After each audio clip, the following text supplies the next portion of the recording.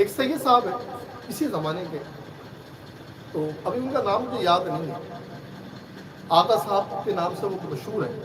تو ان کے پاس کوئی زمین کا ایسا ٹکڑا تھا ہائیوے پر.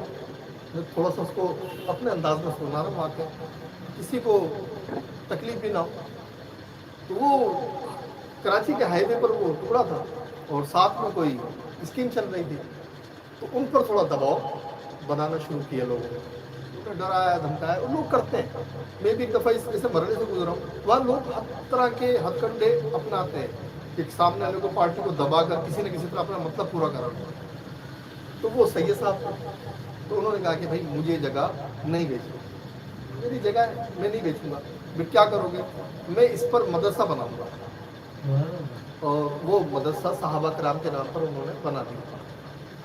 تو انہیں پیشکش ہوئی، اور پتہ کتنی ہوئی؟ اربوں روپے کی پیشکش ہوئی. پہلے تو زور زبردستی دھاندلی کر کے جو کچھ کر سکتے تھے کیا، وہ ثابت ختم کھڑے.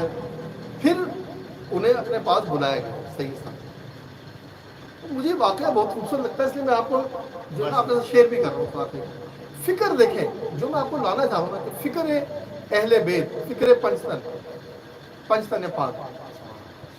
تو ان سید صاحب کو جو ہے وہ بلوا لیا گیا، ان لوگوں نے بلا لیا اپنے پاس اور کہا کہ دیکھیں آپ یہ جگہ ہمیں دے دیں، ورنہ آپ ہمیں جانتے نہیں ہیں، حکومت بھی ہماری جیب میں، ہم یہ زبردستی بھی آپ سے جگہ یا آپ کا پلاٹ لے سکتے ہیں، کوئی مسئلہ نہیں ہے.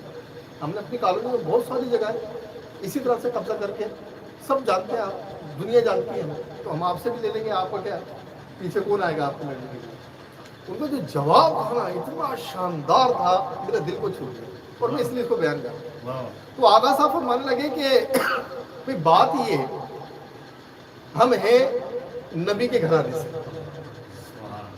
اور ہم ظلم کا جواب ظلم سے نہیں دیتے. اہل بیت کی تاریخ پڑھ لو اگر تم نے تاریخ نہیں پڑھی ہے. اگر تو سوال کرو گے تو شاید دے دیں، لیکن میں نے مدرسے کے لیے وقف کر دی ہے.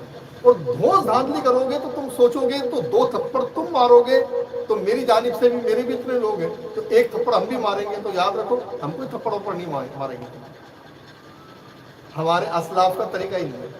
یہ ظلم تمہاری گردن میں ہوگا، یہ ظلم جو تم کرو گے اس مدرسے کی جگہ کو ہتھیانے کی کوشش کرو گے تو یہ ظلم تمہاری گردن میں ہوگا. تم قیامت میں اپنے نبی کو اور میرے نانا کو تم جواب دیتے رہنا کہ قبضہ کیا تھا تم نے میری جگہ پر. میں یہاں سے ہٹ جاؤں گا، میں تمہارے ظلم میں شریک نہیں ہوں گا کہ میں تمہاری وجہ سے مسلمانوں کو کے ساتھ ظلم کروں. تو یہ کیا ہے؟ یہ فکر اہل بیت ہے.